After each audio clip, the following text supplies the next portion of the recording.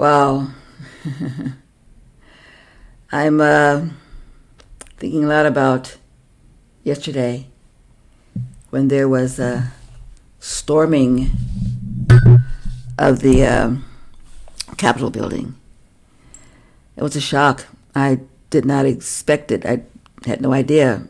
I'm not a social media driven person, so I wasn't on social media. But when I went to my television to try to find something to relax my brain, I saw that on every single channel, and I said, "What is going on here?"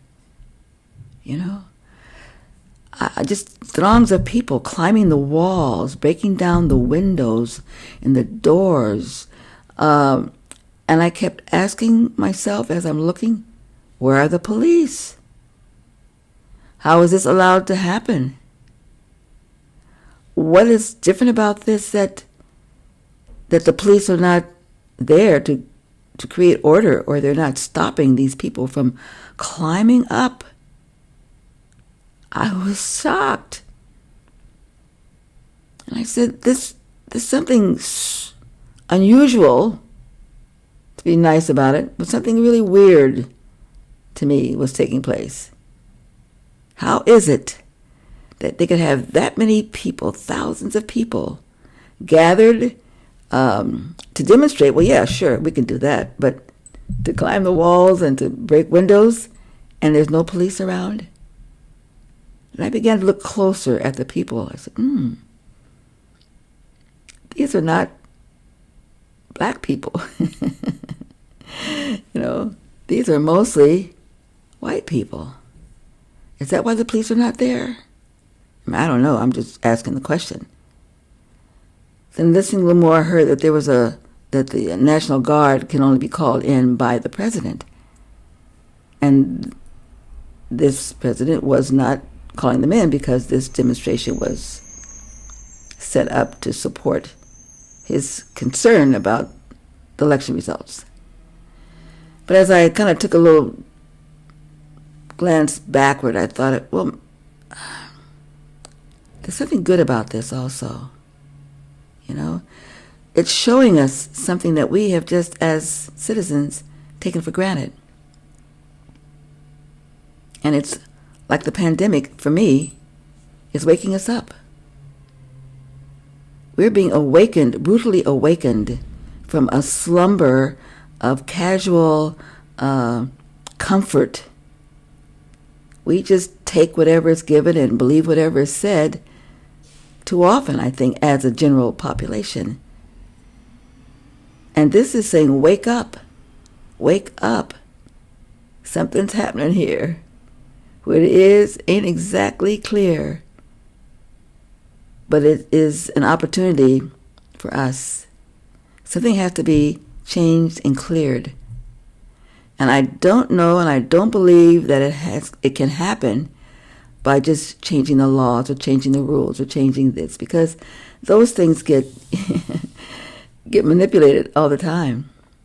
There are always exceptions and always ways that you can work around those things. You have a good lawyer, you can get around anything. You got enough money, you can get around anything. Just so I think there's something deeper that needs to take place from each of us to clear the possibility of these things continuing to be covered up and happening in a way that we can think it's okay, and it's not. So my thought, being a yoga teacher and being someone whose lifestyle is built around the practice of yoga and meditation and, eating well and all those things, I think that it's important for us to go deep inside and consider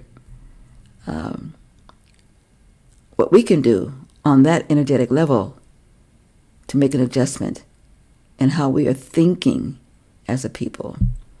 I might be asking questions of myself about the pandemic and COVID-19. So how did we people help create COVID-19? What was it that we allowed in our search for convenience and ease to happen that stimulated in some way or had some effect on this pandemic. I think we're all united. We're all joined together with the bugs, the bees, the plants, the trees, the water, the sky, the air, the animals.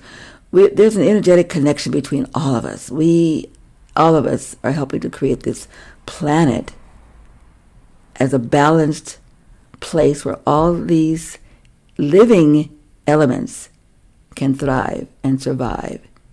There's cause and effect. There are ways in which, we need clean water, not just so we can have clean water, but, there's an energy in the water that can bring balance and be a part of the balance of our society if we can honor it in that way.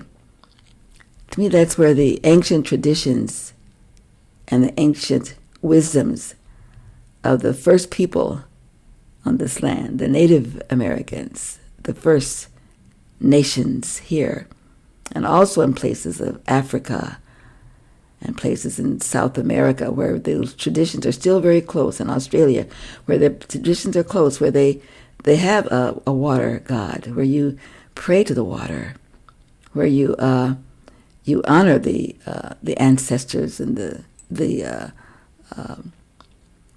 bugs, all of these things. There's just so much that is alive, that has been alive, that is no longer serving us, or that they have mutated in such a way that they now become more of a nuisance than a help. Is it them or is it us? Have we isolated ourselves so much from living things that we don't know how to harmonize with them or how to respect them or how to appreciate them? But there's something here that I feel it's time for us to look more deeply. And I'm not saying that no one's looking, because there are hundreds and thousands of people who are aware of this and who are speaking about it. But I'm just seeing what's going on yesterday and this past year, and it's awakening something in me that says we have to look deeper and not try to fix things, but try to fix ourselves, recreate ourselves, create an energy around us that will allow us to appreciate the nature in a natural way, not a way that's a struggle, but a joy. Something's happening here. And I hope that we can have more conversation around it on all the levels. Because I think there's a chance, an opportunity for us to elevate beyond just being okay with everything that's happening, because I'm not. I'm okay with where I am. I'm okay looking back, pulling back, and getting a wider view of things. And I'm definitely okay with listening to the sound of the words, of the thoughts that I have, and taking responsibility for how they affect each other, how it affects the land, how it affects the air, and how it affects each of us. I don't know. This is just Krishna, and it's a thought. And I'm playing it out with you now and see where we resonate. Have a good day and take care.